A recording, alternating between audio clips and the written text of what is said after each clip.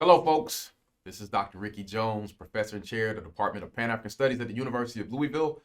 Also, your campus faculty coordinator for your Introduction to Pan-African Studies class at your JCPS high school. We are deep into our semester now, and we have our next chapter, which is it's a great chapter for me.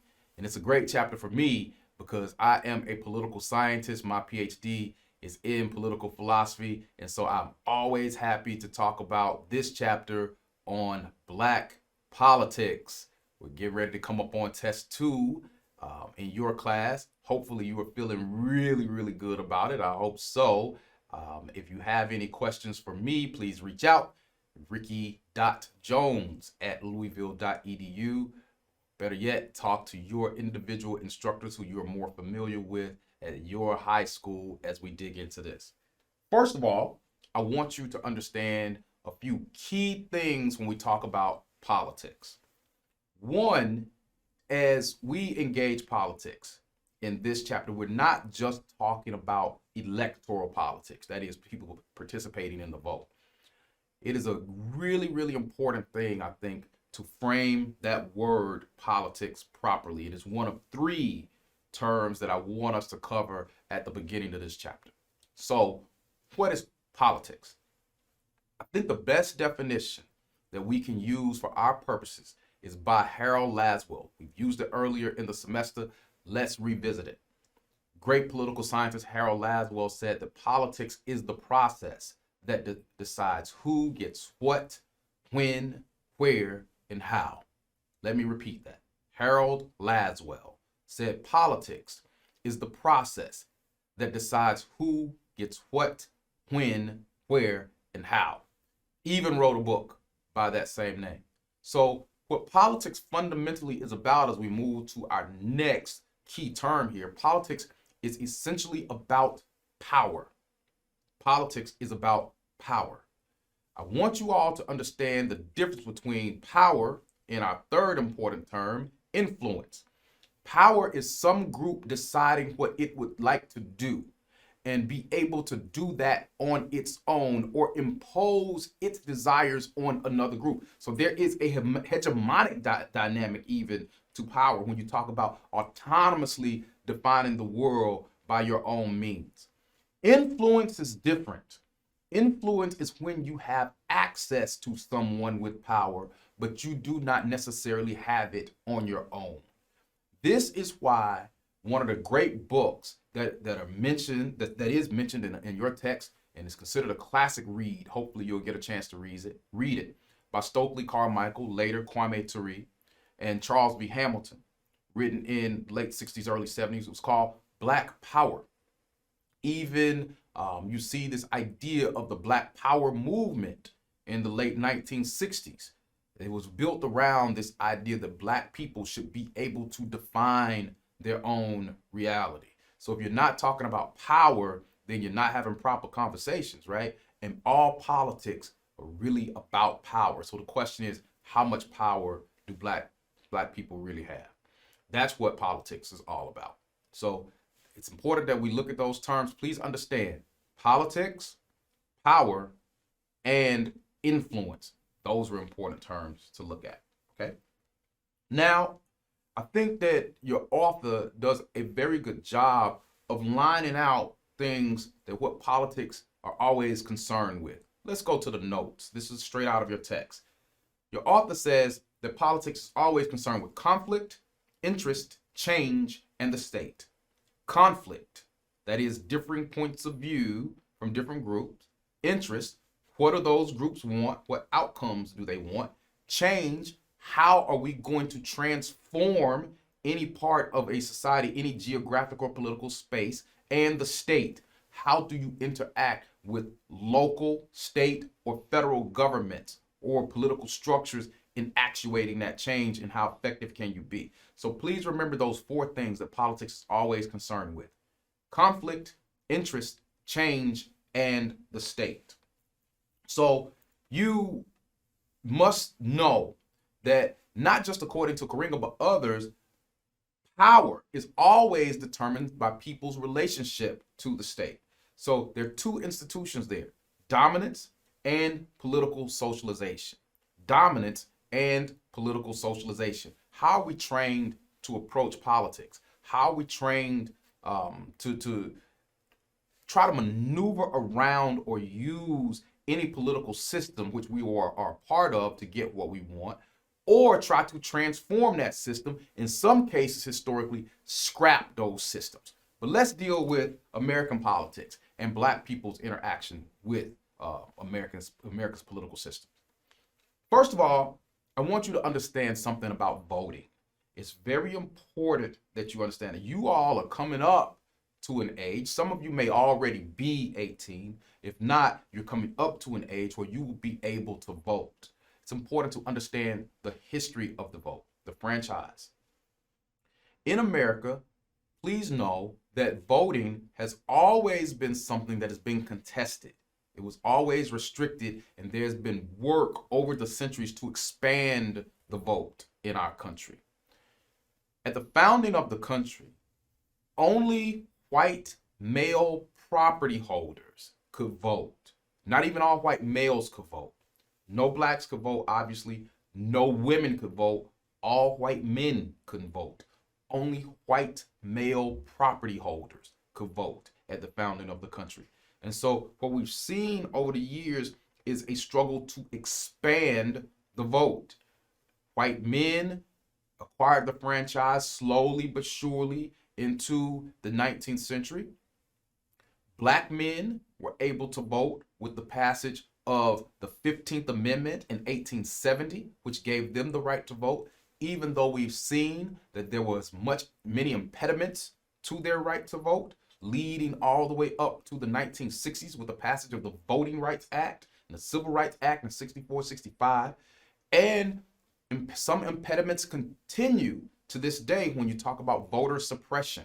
Some will argue that there is no such thing as voter fraud in our country. In fact, a very small percentage of the population, I mean, we are really, really lucky if we get 40 to 50% turnout for elections in our country. So it's a lot of folk who've lost faith in political institutions simply don't vote. So we don't have voter fraud in our country, really. But we do have voter suppression, according to the folks who will argue against things like voter ID laws, all of these things. I think it's really important to have those discussions with your teachers about voter fraud and voter suppression, because these are things that you hear a lot, and quite often they are racially charged. But black men, by law, are given the right to vote in 1865, and then the Voting Rights Act in the 1960s makes it a federal crime to impinge upon any American citizen's right to vote because of race or any factor such as that, right? So these are important things to remember. But it's also important to remember, we talked about this earlier in the semester, we talk about it again here, no woman in America could vote until 1920 with the passage of the 19th Amendment. So it's only been a little bit more than 100 years that American women have had the right to vote. Okay, so that's very important. But the right to vote, because we live in a representative democracy, that is, we elect people who supposedly will speak to the interests of the citizens. So that's why it's so important that we participate in the process as our political system is constructed right now. But let's talk about political parties for a second when we talk about race. Today, America is a bifurcated political system when you talk about parties. That is, we are a two-party system, and it is a zero-sum game. It's all or nothing when we talk about American elections. It doesn't matter if you win by 1 million votes or 1 vote. The person who wins is the person who takes the office. We do not have proportional representation in America where the top 3 or 4 candidates will seize office, right? It is zero sum. You know, winner takes all, whether you talk about the presidency or somebody on your local school board. That's the way things work, right? So that makes things very, very tough when you talk about interests that may fall outside of our traditional Republicans or our traditional Democrats. But our purpose is here when we talk about race. I want you all to be very, very clear about how racial affiliation with the parties has shifted over time. Let's talk about the Republicans who come into being in 1854 because they are a very interesting story. This is a party of free soilers, a largely abolitionist party. That is, they're really founded by people who are against slavery in 1854. If we use the terms that we use today, the Republican Party is the very progressive political party of the 1850s going into the second half of the 19th century.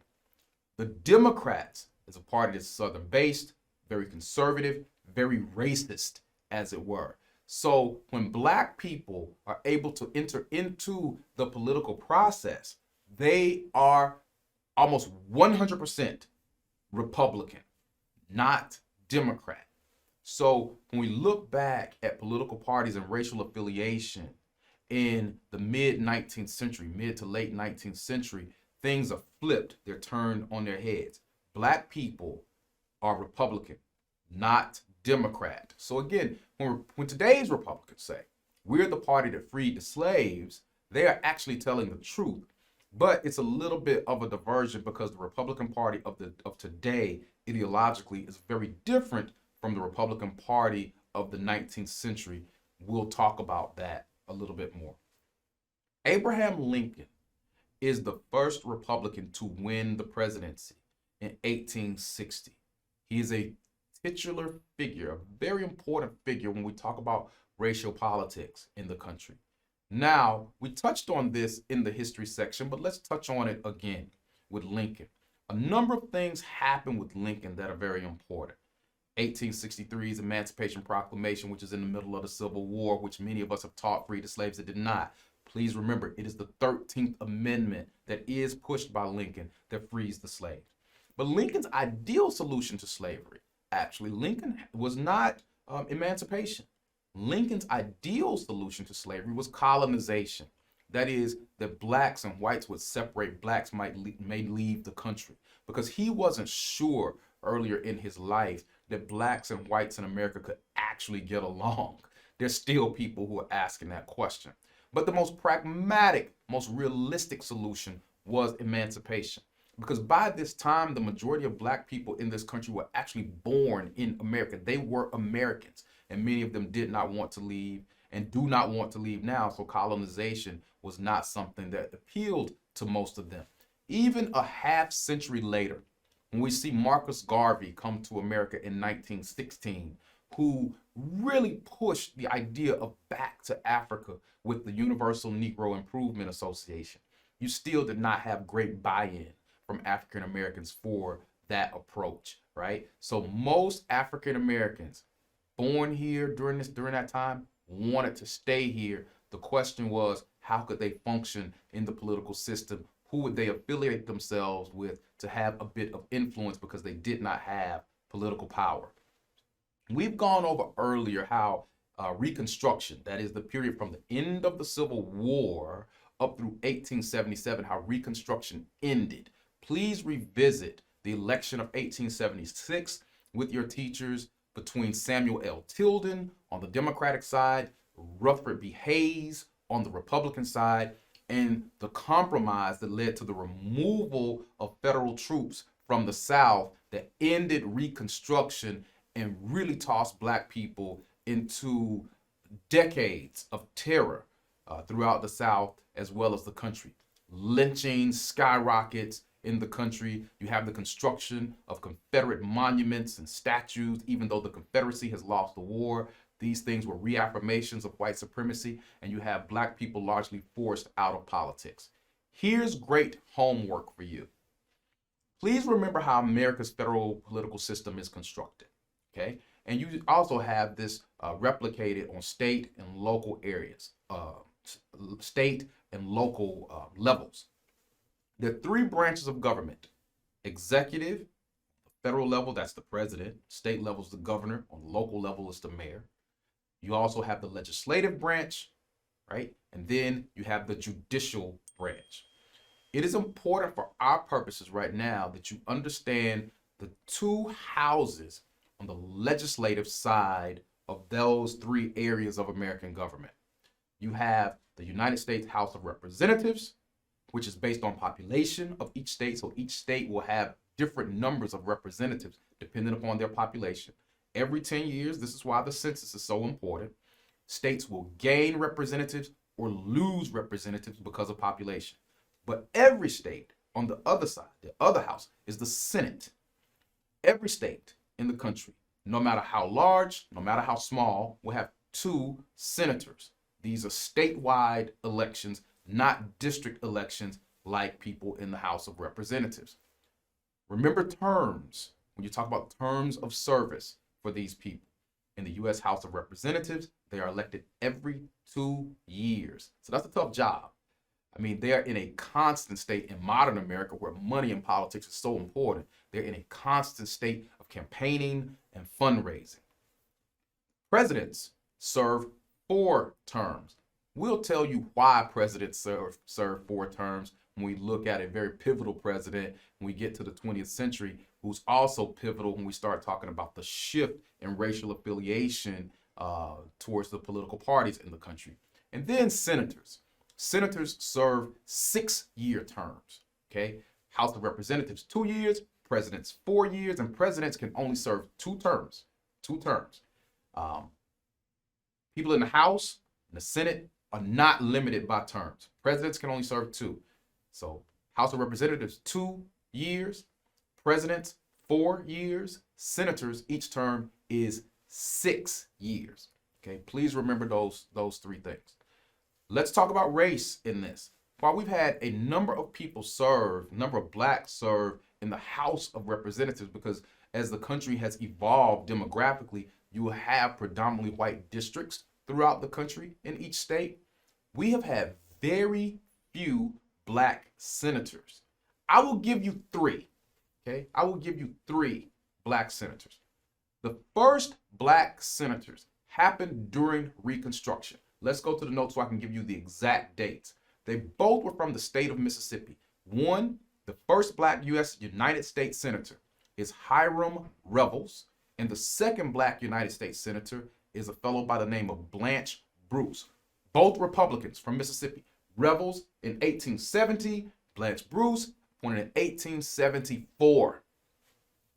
After Reconstruction ends, America does not have another black United States senator until 1967 with the election of Edward Brooke from Massachusetts. So we're talking about almost 100 years before we see another United States senator after Reconstruction. Here's homework for you, something for you to go over with your classroom teachers. How many black U.S. senators have we had in the history of the country total? I've given you 3. How many have there been? 5, 10, 50, 70? How many black U.S. senators have we had in the history of the country? And I can tell you this, it ain't that many. Okay.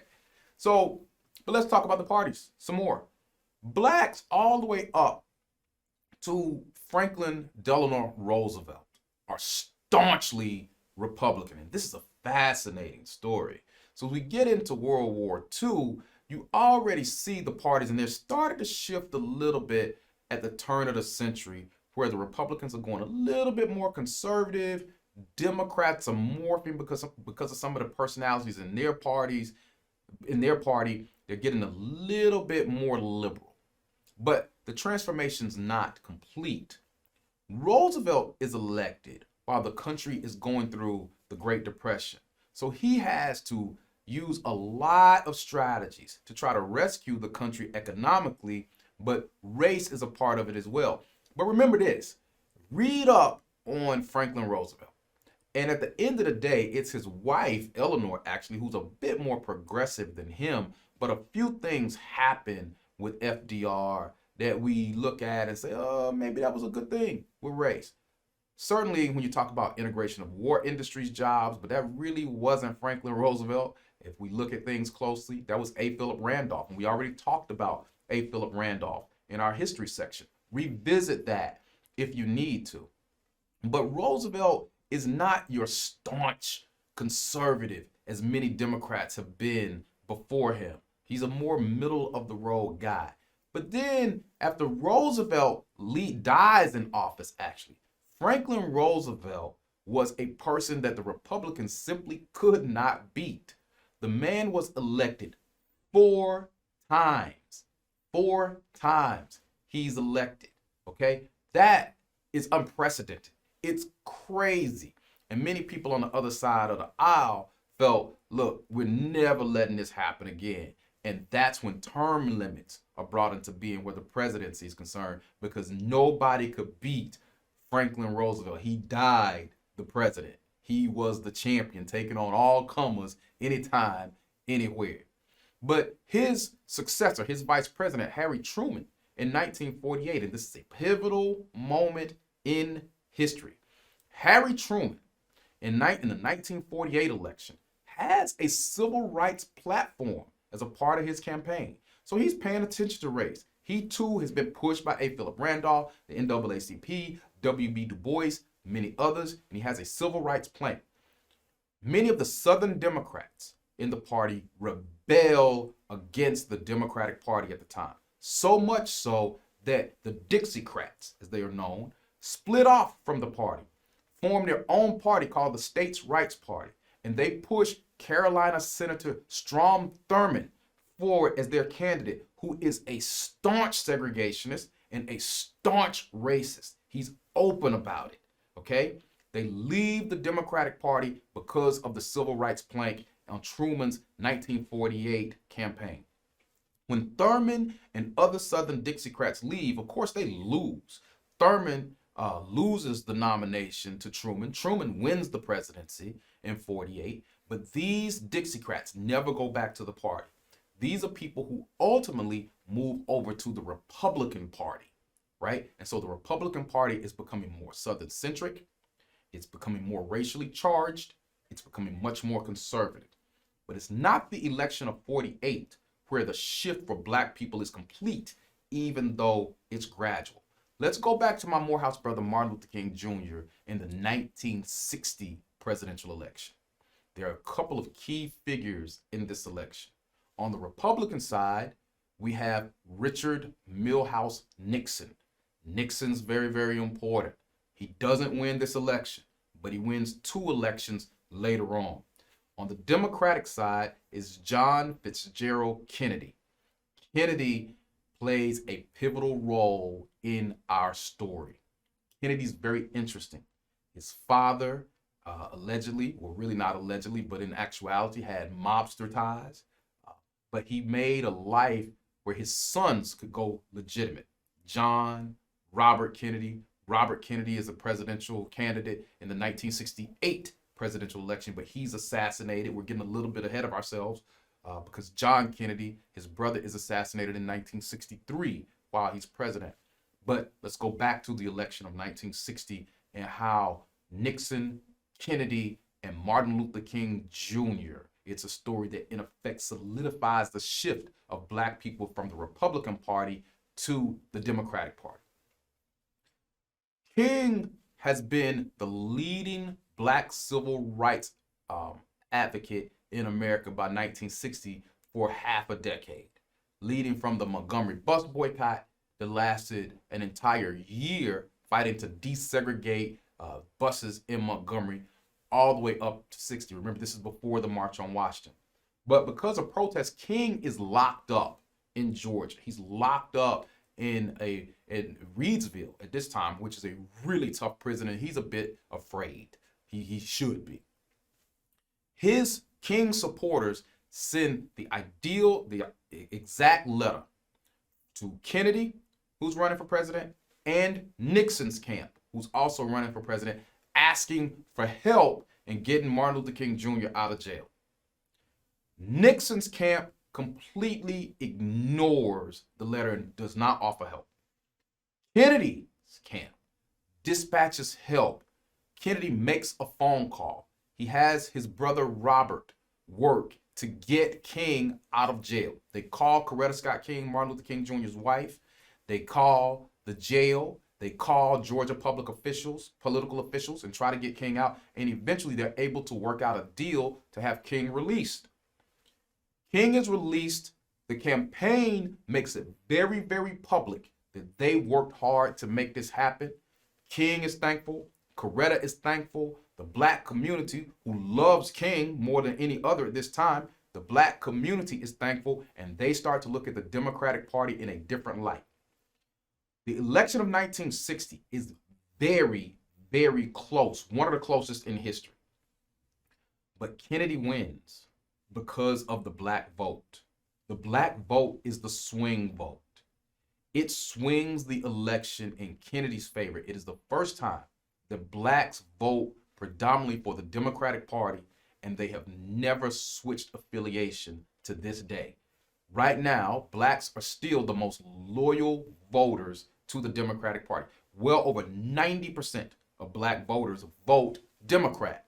Now, the question is, do they get social, political, economic returns from the Democratic Party because of this? So the Republican Party, now staunchly conservative, the Democratic Party, much more liberal, has switched places from their positions in the 1860s. So to go back to our original point, when the Republicans say we're the party that freed the slaves, yes, they're telling the truth, kind of, but they're not a party that would have been anti-slavery now.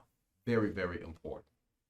So go through in your text too. Your author does a very good job, I think, of talking about coalitions and alliances. One being short-term, one being long-term when you talk about politics. Okay, politics can be a kind of tough game, as it were. And a pivotal point too, and I'll help you with your homework when I ask you to figure out how many black United States senators there have been. I gave you 3 already: Hiram Revels, Blanche Bruce, and then later Edward Brooke. Of course, another black U.S. senator was Barack Hussein Obama, a senator from Illinois who became the first black president of the United States. Interesting story. So the question is, how far have we come politically when you talk about traditional politics, right? That is, I think, again, a pivotal discussion for you to have in your classroom. So this isn't just about party affiliation. It's also about political ideology and returns to a community because of politics. Talk about Obama, because I think that's a very important story. Your teachers, I think, will be able to help guide you in that and the excitement around that election. But excitement does not necessarily equate to change. So what have been some of the positives of Obama's legacy? What have been some of the negatives of Obama's legacy? And does Obama have any political heirs? So those are the highlights that I want you to pay attention to when you talk about politics proper, as well as the idea of politics, power, influence, and all of these things that we pay attention. We pay attention to American political processes, and how do black people fit into those processes? What would you like to see change? Do you see yourself, falling more in line with the ideology of the Republican Party or the Democratic Party? And look, neither one of those is wrong. This is not a socialization process. Simply because black people are predominantly affiliated with the Democratic Party, that doesn't mean that you have to be. Just like when we talked about religion, where this class is open to the believers, the agnostics, and the atheists, this class is also open to the very liberal students and the very conservative students. We don't care whether you're Democrat, Republican, or independent. I myself am a political independent. I don't mind disclosing that to you. But this is a good time for you to work through what your political perspectives are, which party you might fit into, or whether or not you feel that you need to work in the future to create a third party or transform America's political system. So I think American politics and black politics in particular are fascinating things to talk about and study. Hopefully you feel the same way. Again, please stay connected to your teachers as you get ready for your second test. Make sure that you have conversations with them about anything that's bothering you. Also, feel free to reach out to your campus faculty coordinator if you need me or whatever professor is doing your class this semester. I hope things are going well. We love having you all aboard. Have a great day, and I'll see you next time.